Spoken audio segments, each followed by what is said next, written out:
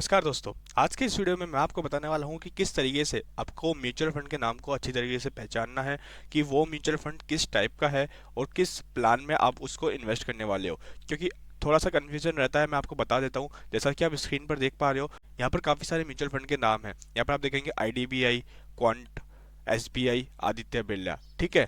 इसके अलावा आप एक और चीज़ देखोगे, वो है स्मॉल कैप, टैक्स, PSU और PSU इक्विटी। ठीक है। इसके बाद आप देखोगे डायरेक्ट, डायरेक्ट, यहाँ पर कोई डायरेक्ट नहीं है और यहाँ पर डायरेक्ट है। यहाँ पर ग्रोथ है, इन सब में भी ग्रोथ है, और इस वाले में अगर आप देखोगे तो यहाँ पर ग्रोथ की जगह रेगुलर है। तो इसका मतलब क्या होता है, ये जो चार चीजें होती है म्यूचुअल फंड के नाम के अंदर, इसमें सब कुछ डिफाइंड रहता है कि आपका पैसा किस जगह और किस तरीके से लगने वाला है, और आपको जो इनकम मिलने वाली है, इधर आपको इनकम मिलेगी या फिर आपका पैसा री इन्वेस्ट होगा, और एट द एंड आपको कितना अमाउंट किस टाइम पीरियड पर मिलने वाला है। तो वो सारी इन्फॉर्मेशन आज की इस वीडियो में आपको बताने वाला हूँ। तो वीडियो को ध्यान से जरूर देखना ताकि आपको ये चीज़ समझ में आ जाए, और अगर आपको वीडियो अच्छा लगे तो प्लीज़ वीडियो को लाइक और चैनल को सब्सक्राइब जरूर करना। तो without wasting any time, let's get started this video. तो दोस्तों, यहाँ पर हम 3 म्यूचुअल फंड के एग्जाम्पल ले लेते हैं ताकि आपको 3 के थ्रू बाकी सभी का क्लैरिफिकेशन मिल जाए और आप सभी को समझ पाए। ठीक है। तो यहाँ पर फर्स्ट हम ले लेते हैं IDBI, सेकंड ले लेते हैं क्वांट को, थर्ड ले लेते हैं SBI को। ठीक है। यहाँ पर सबसे पहले स्टेप बाय स्टेप जानेंगे। तो सबसे पहले IDBI में लिखा हुआ है IDBI, सेकंड में क्वांट लिखा हुआ है, इसमें SBI लिखा हुआ है। तो गाइस, ये होती है असेट मैनेजमेंट कंपनी। जो कंपनी आपके पैसों को इन्वेस्ट करेगी, उन कंपनियों का यहाँ पर नाम है, और इन कंपनियों को कहा जाता है असेट मैनेजमेंट कंपनी। तो ये कोई सी भी कंपनी हो, इससे आपको कोई फर्क नहीं पड़ने वाला, लेकिन किस टाइप के म्यूचुअल फंड में आप इन्वेस्ट कर रहे हो वो आगे आपको पता चलेगा। तो देखो, यहाँ पे लिखा हुआ है स्मॉल कैप। अब देखो, 3 टाइप के मार्केट कैप होते हैं, स्मॉल कैप, मिड कैप और लार्ज कैप। देखो, स्मॉल कैप में वो कंपनीज होती है जो अभी अभी लिस्ट हुई होती है और जिनका मार्केट कैप 5,000 करोड़ से बिलो होता है। तो वो कंपनी में पोटेंशियल ज़्यादा होता है ग्रो करने का, लेकिन रिस्क भी ज़्यादा होता है। तो ये जो आप फर्स्ट वाला देख रहे हो ना, ये स्मॉल कैप के अंदर इन्वेस्ट करने वाला है, और उसके नीचे लिखा हुआ भी है वेरी हाई रिस्क। उस पर पैसा आपका 3 टाइम्स, 4 टाइम्स या 5 टाइम्स भी हो सकता है। तो आपको शॉर्ट टर्म में उसमें काफ़ी हैवी लॉस भी दिख सकता है, क्योंकि स्मॉल कैप की कंपनी में वॉलेटिलिटी ज़्यादा होती है, ऊपर नीचे ज़्यादा होते हैं प्राइस, क्योंकि अल्टीमेटली ये इन्वेस्ट तो कंपनियों में ही करने वाले हैं, शेयर्स में ही करने वाले हैं, शेयर मार्केट के अंदर शेयर्स को ही बाय करने वाले हैं। ठीक है। तो ये हो गया स्मॉल कैप। ठीक है। मिड कैप होगा तो वो 5,000 करोड़ से 15,000 करोड़ के बीच की मार्केट कैप वाली कंपनियों में इन्वेस्ट कर रहा है वो म्यूचुअल फंड, वो मिड कैप होगा। ठीक है। और लार्ज कैप जैसे कि रिलायंस इंडस्ट्रीज, HDFC बैंक, जिनका मार्केट कैप 15,000 करोड़ से ऊपर है, और उसके अंदर बहुत कम रिस्क होता है, क्योंकि उन कंपनियों के फाइनेंशियल्स कंसिस्टेंट होते हैं, उनके फाइनेंशियल्स अचानक से हर क्वार्टर ऊपर नीचे नहीं होते हैं। ठीक है। और उनके बहुत सारे बिजनेस मॉडल्स होते हैं जिसकी वजह से वो कंपनी कभी भी लॉस में नहीं आती है, और वो एक अच्छी ग्रोथ के साथ में चलती रहती है। तो वहाँ पर आपको कम ग्रोथ मिलेगी लेकिन रिस्क बहुत कम होगा। यहाँ पर आपको स्मॉल कैप में रिस्क हाई मिलेगा, लेकिन कंपनियां बहुत अच्छा पोटेंशियल भी रखती है। ठीक है। सेकंड पे आते हैं टैक्स प्लान। देखो, टैक्स प्लान का मतलब सीधा सीधा एक है कि आप अपने टैक्स को बचाने के लिए उस म्यूचुअल फंड में इन्वेस्ट करोगे जो टैक्स प्लान से रिलेटेड होगा। तो ये नंबर 2 वाला जो आप म्यूचुअल फंड देख रहे हो, ये टैक्स प्लान से रिलेटेड है, जिसमें आपको जो पैसा डालोगे आप, वो 3 साल के लिए लॉक हो जाएगा। क्योंकि टैक्स प्लान में ये कंडीशन होती है कि आप जब भी टैक्स प्लान वाले म्यूचुअल फंड में इन्वेस्टमेंट करते हो तो आपका पैसा मिनिमम 3 साल के लिए लॉक हो जाता है।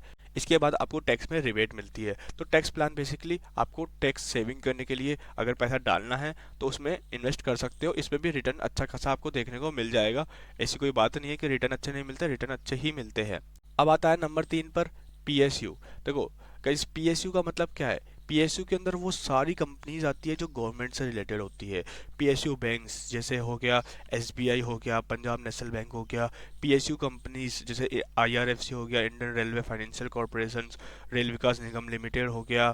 ठीक है, भेल हो गया, और जितनी भी कंपनीज होती है जो गवर्नमेंट की होती है उसको PSU कहा जाता है। तो ये म्यूचुअल फंड जो थर्ड नंबर का आप देख रहे हो, SBI, ये करने वाला है PSU कंपनीज में इन्वेस्टमेंट, इसीलिए यहाँ पर लिखा हुआ है PSU। तो सिर्फ आपको अगर गवर्नमेंट कंपनीज में इन्वेस्टमेंट करना हो थ्रू म्यूचुअल फंड, तो आप PSU वाले म्यूचुअल फंड को सिलेक्ट कर सकते हो।